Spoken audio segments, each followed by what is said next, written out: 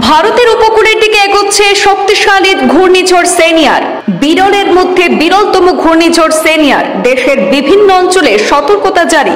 সেনিয়ারের শক্তি সম্পর্কে আবহাওয়া দপ্তর জানাচ্ছে যে এর প্রভাব উল্লেখযোগ্য হতে পারে। তীব্র বৃষ্টিপাতের সমস্যা হতে পারে, তাই সতর্কতা জারি করা হয়েছে। স্থলভাগ থেকে দূরে থাকলেও ঘূর্ণিঝড় সেনিয়ার প্রভাব দেখাতে শুরু করেছে।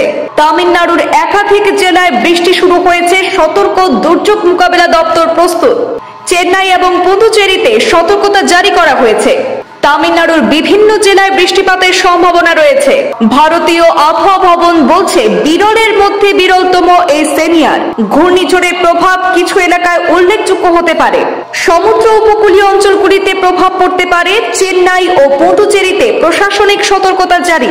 চেন্নাই ও পুদুচেরিতে ভারী বৃষ্টিপাতের সম্ভাবনা রয়েছে। শনিবারের মধ্যে ঘূর্ণিঝড় সেনিয়ার তামিলনাড়ু পুদুচেরি অঞ্চলে পৌঁছাবে। আগামী 48 ঘন্টায় এটি আরো শক্তিশালী হতে পারে। আন্দামান ও নিকোবর দ্বীপপুঞ্জেও 28 এবং 29 নভেম্বর ভারী থেকে অতি ভারী বৃষ্টিপাতের সম্ভাবনা রয়েছে। বঙ্গোপসাগরে ঘূর্ণিঝড়ের শক্তি বাড়ায় রামানাথপুরম, তাঞ্জাভুর সহ 5টি দক্ষিণ উপকূলীয় এবং দ্বীপ জেলায় হলুদ সতর্কতা জারি। উত্তর তামিলনাড়ুতে শনিবার এবং রবিবার 21 সেন্টিমিটার পর্যন্ত বৃষ্টিপাত হতে পারে।